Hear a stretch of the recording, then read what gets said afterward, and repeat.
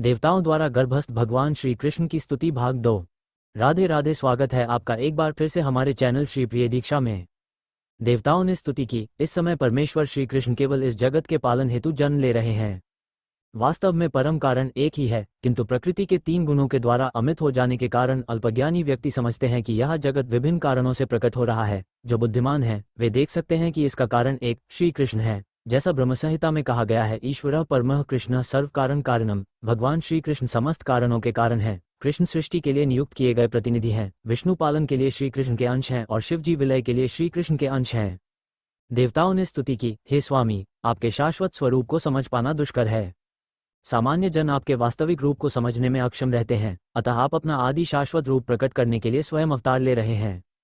लोग किसी तरह आपके विभिन्न अवतारों को तो समझ सकते हैं, किंतु 2 भुजाओं वाले श्री कृष्ण के शाश्वत रूप को मनुष्यों के बीच उन्हीं के समान विचरण करते देखकर वे उलझन में पड़ जाते हैं। आपका ये शाश्वत रूप भक्तों के दिव्य आनंद को बढ़ाता रहता है, किंतु अभक्तों के लिए ये घातक है। जैसा कि गीता में कहा गया है, श्री कृष्ण साधु के लिए अत्यंत मोहक है, परित्राणाय साधूनाम, किंतु ये रूप असुरों के लिए अत्यंत घातक है, क्योंकि श्री कृष्ण असुरों के वध के लिए अवतरित होते हैं। अतः वे एक ही साथ भक्तों के लिए मोहक और असुरों के लिए घातक हैं। माया।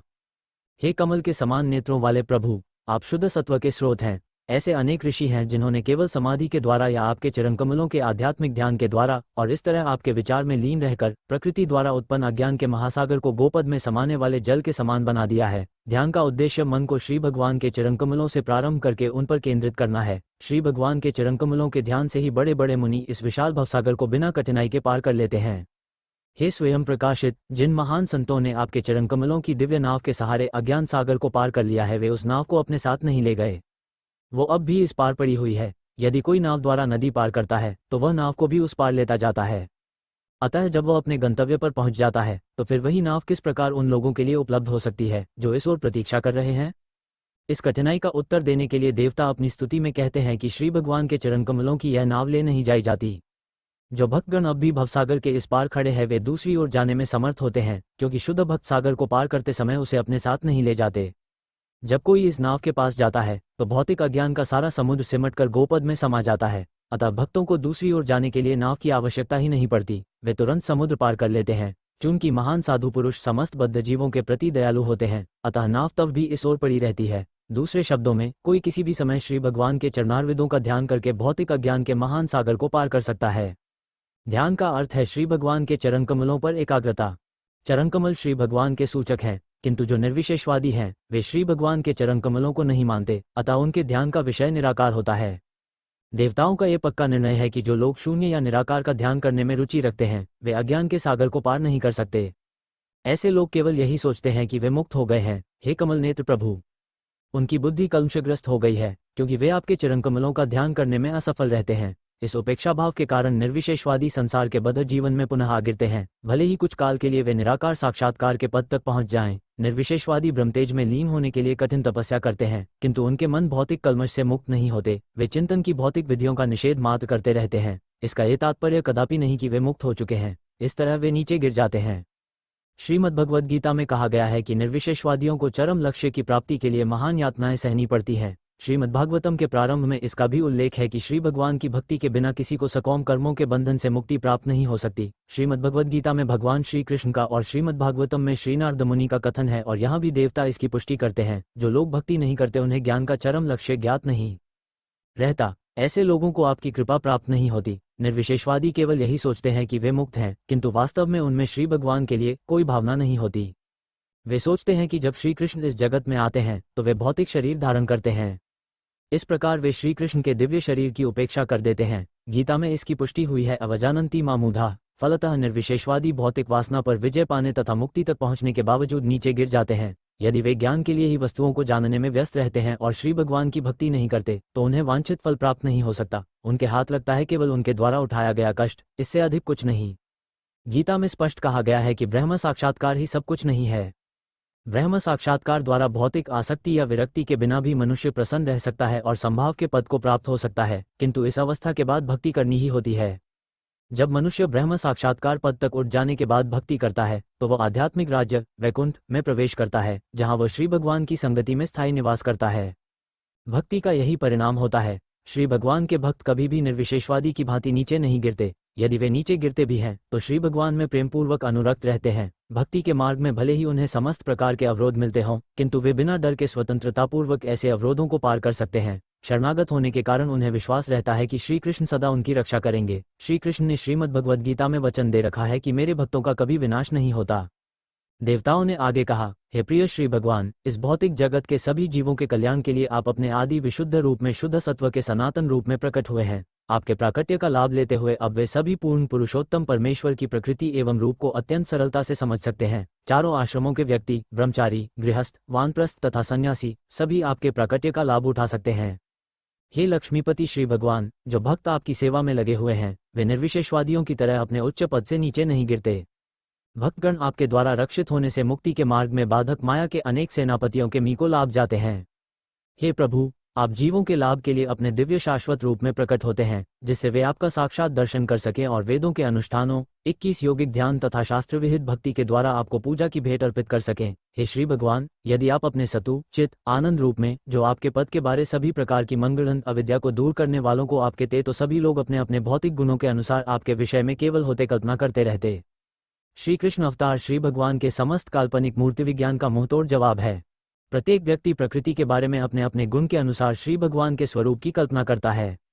ब्रह्म संहिता में कहा गया है कि श्री भगवान पुरातन पुरुष हैं, अतः कुछ धर्मानुयायी कल्पना करते हैं कि ईश्वर अत्यंत प्राचीन होंगे, अतः वे श्री भगवान को अत्यंत वृद्ध पुरुष की भांति अंकित करते हैं। किंतु उसी ब्रह्म संहिता में इसका प्रतिवाद भी हुआ है कि यद्यपि वे समस्त जीवों से प्राचीन हैं, तथापि उनका शाश्वत रूप सदैव तरुण है। श्रीमद्भागवतम में इस प्रसंग में ये शब्द प्रयुक्त है, विज्ञानम अज्ञानविद आत्मार्जना। विज्ञानम का अर्थ है श्री भगवान संबंधी दिव्य ज्ञान। विज्ञानम का अर्थ अनुभूत ज्ञान भी है। दिव्य ज्ञान गुरु परंपरा की अवरोही विधि से स्वीकार किया जाता है, जैसे ब्रह्म संहिता में ब्रह्मा इस कृष्ण ज्ञान को प्रस्तुत करते हैं। ब्रह्म संहिता विज्ञानम है, जो ब्रह्मा के दिव्य अनुभव के रूप में अनुभूत हुआ, और इस तरह उन्होंने दिव्य धाम में श्री कृष्ण की लीलाओं तथा उनके स्वरूप को प्रस्तुत किया। ये ज्ञान अज्ञानविद आत्मार्जन है, जिसका अर्थ है वह जो सभी प्रकार के ज्ञान की कल्पनाओं को नष्ट कर सके।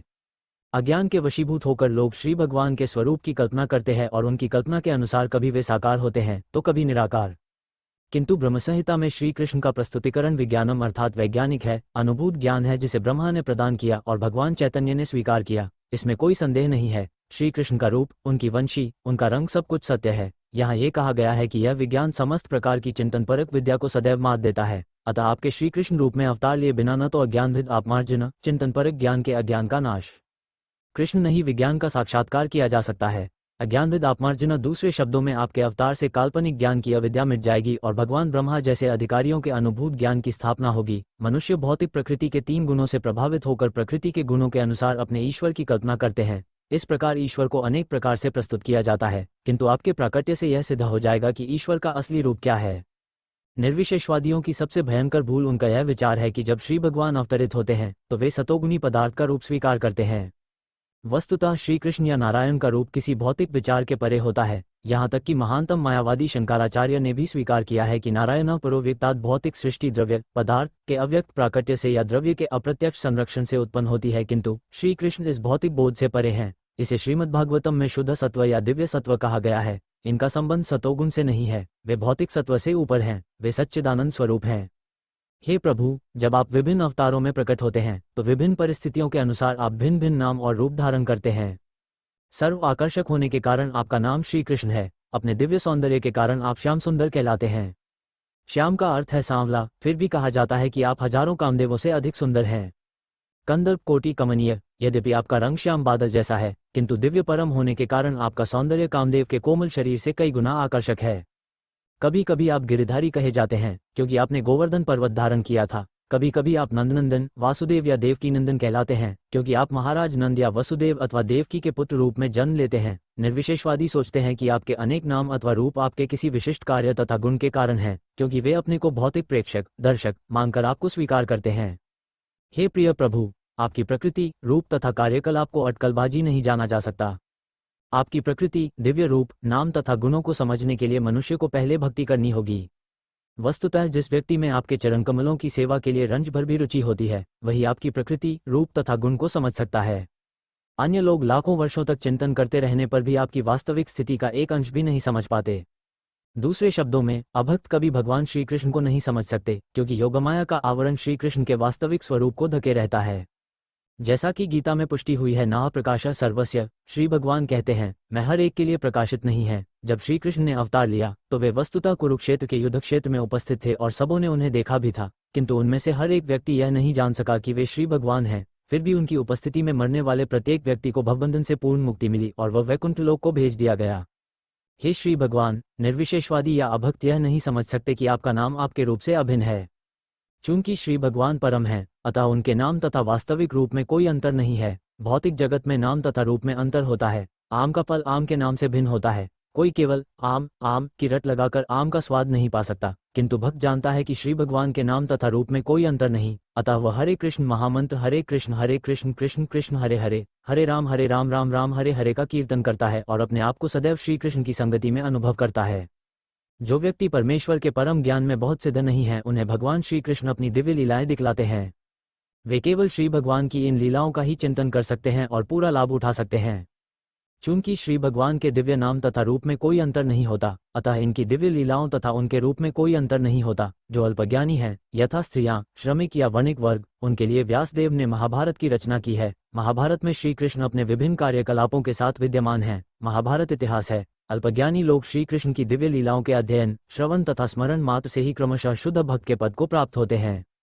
शुद्ध भक्त जो श्री कृष्ण के दिव्य चरण कमल के विचार में सदैव लीन रहते हैं और सदैव पूर्ण कृष्ण भावनामृत में रहते हुए कृष्ण भक्ति में लगे रहते हैं, उन्हें कभी भी इस जगत में रहते हुए नहीं मानना चाहिए। श्री रूप गोस्वामी ने कहा है कि जो लोग मनसा वाचा कर्मणा से कृष्ण भावनामृत में प्रवृत्त रहते हैं, उन्हें इसी शरीर रहते हुए भी मुक्त हुआ मानना चाहिए। श्रीमद् भगवद गीता में इसकी पुष्टि की गई है। जो व्यक्ति श्री भगवान की भक्ति में लगे हुए हैं, उन्होंने पहले ही भवसागर को पार कर लिया है। श्री कृष्ण भक्तों तथा अभक्तों को समान रूप से जीवन का अंतिम लक्ष्य प्राप्त करने का अवसर देने के लिए प्रकट होते हैं। भक्तों को श्री भगवान का साक्षात दर्शन करने तथा उन्हें पूजने का अवसर प्राप्त होता है। जो लोग उस पद को प्राप्त नहीं हैं, उन्हें उनके कार्यकलापों से परिचित होने तथा उनके ही समान पद तक उठने का अवसर प्राप्त होता है। हे प्रिय प्रभु, हे सर्वोपरि नियंता, आपके पृथ्वी पर प्रकट होने पर कंस तथा जरासंध जैसे सभी असुर नष्ट हो जाएंगे और सारा जगत सौभाग्य से व्याप्त हो जाएगा। जब आप इस ग्रह पर चलते हैं, तब आपके पादपद्मों के तलवे से भूमि पर छाप उठेगी, जैसे कि ध्वज, त्रिशूल तथा बिजली। इस प्रकार आप पृथ्वी एवं स्वर्गलोक में रहने वाले हम सभी पर भी कृपा करेंगे, क्योंकि हमें उन चिन्हों को देखने का सौभाग्य प्राप्त होगा। देवताओं ने आगे कहा, हे प्रभु, आप अजन्मा हैं, अतः आपके प्रकट होने का यदि कोई कारण हो सकता है तो वह आपकी आनंददायक लीलाएं ही हैं। यद्यपि श्री भगवान के प्रकट होने का कारण गीता में बताया गया है, वे भक्तों की रक्षा करने तथा अभक्तों का विनाश करने के लिए अवतरित होते हैं, किंतु वस्तुतः वे अपने भक्तों से आनंद मिलन के लिए अवतरित होते हैं, अभक्तों के विनाश के लिए नहीं। ये अभक्त तो प्रकृति की मात एक ठोकर के द्वारा ही विनष्ट कर दिए जाते हैं। प्रकृति की बहिरंगी शक्ति के कार्य कारण उत्पत्ति, पालन तथा संहार स्वतः चलते रहते हैं, किंतु आपके पवित्र नाम का आश्रय लेने मात्र से ही, क्योंकि आपका नाम तथा आपका व्यक्तित्व अभिन्न है, भक्तगण पर्याप्त सुरक्षित रहते हैं। जब श्री भगवान अवतरित होते हैं तो भक्तों की सुरक्षा तथा अभक्तों का विनाश वास्तव में श्री भगवान के कार्य नहीं होते, ये तो उनके दिव्य मनोविनोद के लिए है। उनके अवतार लेने का कोई अन्य कारण नहीं हो सकता। हे प्रभु, आप यदुवंश में सर्वश्रेष्ठ के रूप में प्रकट हो रहे हैं और हम आपके चरण कमलों में अपना सादर विनम्र नमस्कार कर रहे हैं। इस अवतार के पहले आप मत्स्य, अश्व, कूर्म, अर्धपुरुष, अर्धसिंह, वराह, हंस, भगवान रामचंद्र, परशुराम इत्यादि अनेक अवतार ले चुके हैं। आप भक्तों की ही रक्षा के लिए प्रकट होते रहे हैं, अतः हम आपसे प्रार्थना करते हैं कि आप अपने प्रस्तुत रूप में हमें तीनों लोकों में वैसी ही सुरक्षा प्रदान करें और शांतिपूर्ण जीवनयापन के लिए मार्ग के समस्त अवरोधों को दूर कर दें। हे माता देवकी, आपके गर्भ में भगवान हैं, जो अपने समस्त पूर्ण अंशों सहित प्रकट होने वाले हैं। वे हमारे कल्याण के लिए प्रकट होने वाले आदि श्री भगवान हैं, अतः आपको अपने भाई भोजराज से भयभीत नहीं होना चाहिए। आपके पुत्र भगवान श्री कृष्ण, जो आदि श्री भगवान हैं, पवित्र यदुवंश की रक्षा हेतु प्रकट होंगे। श्री भगवान अकेले नहीं अवतार ले रहे, वे अपने पूर्ण अंश बलदेव के साथ होंगे। देवकी अपने भाई कंस से अत्यंत भयभीत थीं, क्योंकि उसने उनके कई शिशु मार डाले थे। वे श्री कृष्ण के विषय में अत्यंत चिंतित रहती थीं। विष्णु पुराण में कहा गया है कि देवकी को सांत्वना प्रदान करने के लिए सभी देवता अपनी पत्नियों सहित उनसे मिलते रहते और प्रोत्साहित करते रहते कि वे डरे नहीं कि उनके पुत्र को कंस मार देगा। उनके गर्भ में स्थित श्री कृष्ण को न केवल संसार का भार कम करने, अपितु उन्हें यदुवंश के हित की रक्षा करने और निश्चित रूप से देवकी तथा वसुदेव की रक्षा करने के लिए प्रकट होना था। ऐसा माना जाता है कि श्री कृष्ण को वसुदेव के मन से देवकी के मन में और फिर वहां से उनके गर्भ में स्थानांतरित कर दिया गया था। अतः सभी देवताओं ने श्री कृष्ण की माता देवकी की पूजा की। इस प्रकार श्री भगवान के दिव्य रूप की पूजा करने के पश्चात ब्रह्मा तथा शिवजी को आगे करके सभी देवता अपने स्वर्गिक लोकों को चले गए। इस प्रकार लीला पुरुषोत्तम भगवान श्री कृष्ण के अंतर्गत देवताओं द्वारा गर्भस्थ भगवान श्री कृष्ण की स्तुति नामक दूसरे अध्याय के भक्तिवेदांत तात्पर्य पूर्ण हुए। भगवान श्री कृष्ण की ओर लीलाओं का आनंद लेने के लिए हमारे चैनल को सब्सक्राइब करें। राधे राधे।